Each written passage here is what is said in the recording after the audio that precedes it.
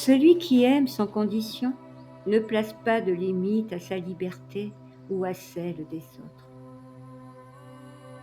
Vous avez appris l'amour inconditionnel de personnes qui vous portaient un amour entaché par leurs propres sentiments de culpabilité et de peur. Voilà vos modèles. Inutile d'en avoir honte. Il vous suffit d'être conscient que les choses sont ainsi faites.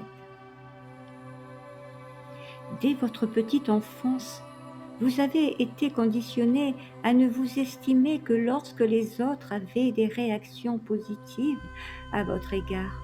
Vous avez appris que votre valeur personnelle était établie de manière externe. Cette erreur fondamentale s'est perpétuée votre vie durant. L'expérience de vos parents ne fut en rien différente de la vôtre. L'expérience de vos enfants seront peut-être semblables. Vous devez tous guérir des mêmes blessures. Toutes les offenses, toutes les transgressions doivent devenir conscientes et les émotions qui s'y rattachent doivent être libérées. C'est ainsi que tous les êtres blessés passent de l'expérience de l'amour conditionnel à l'expérience de l'amour sans condition. Au cours du processus de guérison, vous apprenez à vous donner l'amour inconditionnel que vous n'avez jamais reçu de vos parents biologiques. Au cours de ce processus, vous êtes reparentalisé, non par d'autres figures d'autorité, mais par la source d'amour en vous. Apprendre à donner de l'amour à l'être intérieur blessé commence à inverser votre croyance selon laquelle votre valeur repose obligatoirement sur la façon dont les autres vous voient. Lentement, vous réapprenez à vous aimer tel que vous êtes, ici et maintenant, sans condition. Personne d'autre que vous ne peut faire cela à votre place. On peut vous aider et vous encourager, mais personne ne peut vous apprendre à vous aimer. C'est le travail de chaque âme. Chaque âme intègre l'expérience physique avec la ferme intention de se confronter à ces problématiques d'estime de soi. Cependant, peu de temps après l'arrivée de l'âme ici-bas, des conditions sont placées sur sa capacité naturelle à aimer et à inclure les autres dans son expérience. Il est capital d'inverser ces conditions. Si l'âme quitte le corps physique en croyant qu'elle est la victime de son expérience sur Terre, elle sera contrainte de revenir pour désapprendre cette croyance. Néanmoins, si l'âme s'éveille à la vérité que sa valeur ne dépend de rien ni de personne en dehors de son esprit ou de son expérience, elle s'installera dans la source d'amour. Elle s'éveillera et ne croira plus à la chimère de la maltraitance. Se réveiller de la maltraitance signifie rejeter l'illusion que vous n'êtes pas digne d'être aimé tel que vous êtes. Vous manifestez l'amour en vous, l'apportant de manière inconditionnelle. Ce faisant, vous attirez dans votre vie d'autres êtres qui sont à même de vous aimer sans condition.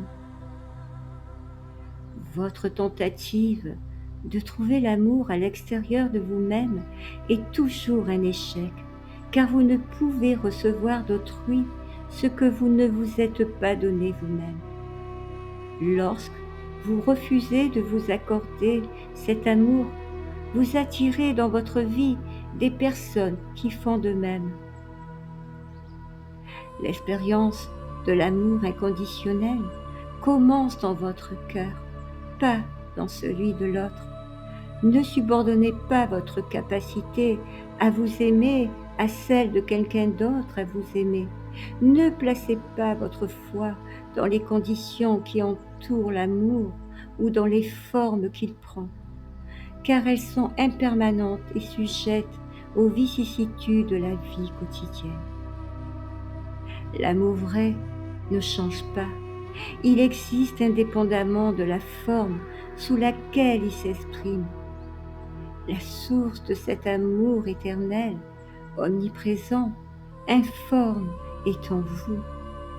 C'est là que vous devenez mettre votre foi, parce que cet amour est la chose la plus certaine que vous ne connaîtrez jamais. Une fois qu'il sera bien ancré dans votre cœur, vous n'aurez plus besoin de chercher le bonheur à l'extérieur de vous. Les gens iront et viendront dans votre vie. Certains vous traiteront avec gentillesse, d'autres ne vous en montreront aucune. Vous accepterez l'amour qui est là et prendrez l'absence d'amour pour ce qu'il est, l'appel à l'aide d'un être qui souffre. Vous encouragerez les autres à trouver la source d'amour en eux, comme vous-même l'avez fait, sachant pertinemment que vous ne pouvez arranger leurs petits problèmes. La tragédie de leur vie ne peut se résoudre que s'ils consentent eux-mêmes à sonder leur cœur et leur esprit. Celui qui aime sans condition ne place aucune limite à sa liberté ou à la liberté des autres. Il n'essaie pas de garder l'amour, car tenter de le garder revient à le perdre.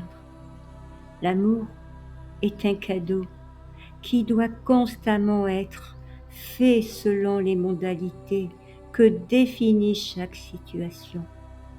Et le donneur sait toujours quand et à qui le cadeau doit s'adresser. Il n'y a rien de compliqué dans l'acte d'aimer.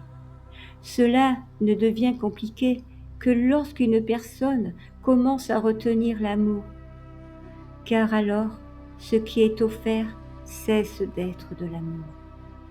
Celui qui aime inconditionnellement n'aime pas avec une intensité variable ou de manière intéressée. Il ne cherche pas quelqu'un de spécial à aimer. Il aime tous ceux qui se trouvent devant lui. Personne n'est plus digne ou moins digne de son amour qu'un autre. C'est la sorte d'amour que je vous offre et que je vous demande d'élargir aux autres. L'amour ne prend pas en otage, il ne marchande pas, il n'est pas teinté de peur.